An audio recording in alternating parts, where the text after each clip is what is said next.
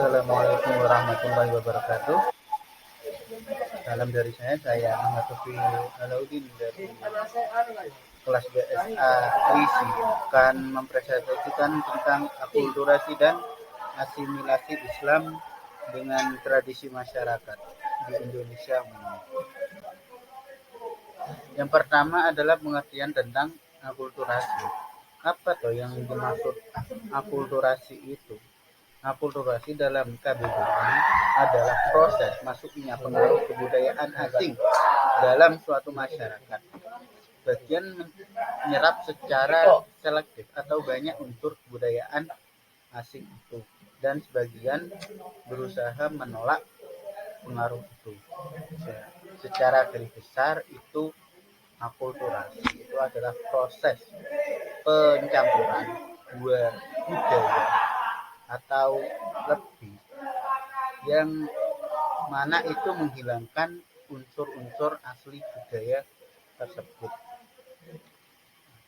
Lanjut lagi tentang pengertian akulturasi. Proses akulturasi maksudnya adalah bisa terjadi karena adanya percampuran budaya itu sendiri dengan budaya asing.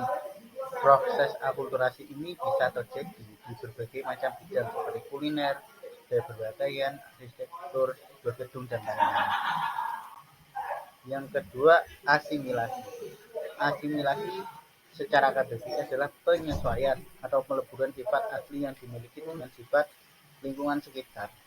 Sedangkan dalam buku modul pengembangan keprofesian berkelanjutan, asimilasi adalah proses sosial yang timbul bila ada golongan-golongan manusia dengan latar budaya yang berbeda yang saling bertemu dalam waktu yang cukup lama sehingga bisa menggantikan unsur-unsur kebudayaan yang lama dan digantikan dengan budaya baru. Kalau akulturasi ini dia tidak menghilangkan budaya-budaya yang lama, tapi memadukannya. Dan proses asimilasi bisa terjadi karena beberapa hal. Pertama, adanya perkumpulan masyarakat dengan latar belakang budaya berbeda.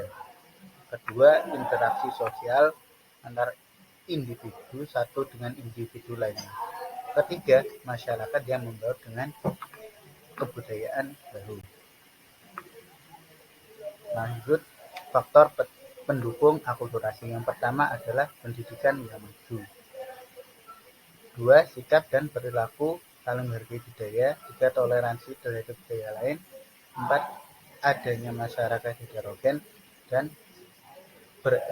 berorientasi pada masa depan. Jadi intinya kalau akulturasi itu bisa terjadi karena ada masyarakat yang keterbukaan, itu bisa terjadi akulturasi. Dan faktor penghambatnya adalah ilmu pengetahuan yang bergerak melambat. Jika masyarakat yang tradisional, hal-hal yang baru yang dianggap buruk, adat atau kebiasaan. Jadi bisa disimpulkan kalau akulturasi itu, faktor penghambat akulturasi itu karena masyarakat yang belum terbuka sehingga sulit untuk menerima sesuatu yang baru atau biasanya masih berpegang teguh pada adat istiadat dari nenek moyang. Terus faktor mendukung asimilasi itu terbiasa membuka diri terhadap budaya baru. Dua, perkawinan antar kelompok budaya yang berbeda. Tiga, menghormati dan menghargai orang asing beserta budaya digaulnya. Empat, memiliki kesempatan yang sama di dalam aspek ekonomi. Jadi kalau proses asimilasi itu bisa terjadi karena adanya pembauran antara dua kelompok atau lebih. Dan penghambatnya adalah takut menghadapi budaya baru.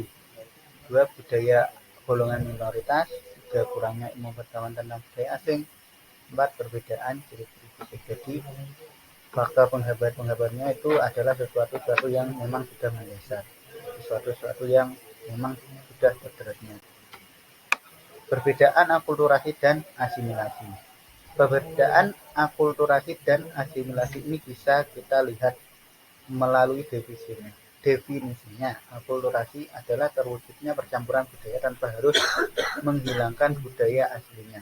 Sementara asimilasi adalah adanya dua kebudayaan atau lebih yang ada di lingkungan masyarakat sehingga dapat memunculkan budaya yang baru. Jadi kalau akulturasi itu tidak menghilangkan budaya lama, tapi kalau asimilasi itu menghilangkan budaya lama menjadi budaya baru.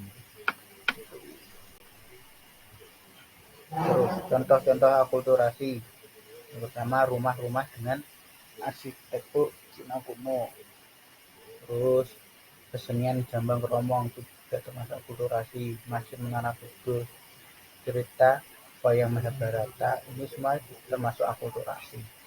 Dia tidak dihilangkan, ceritanya masih ada, seperti contoh wayang Mahabharata ini, cuma diselipkan budaya baru.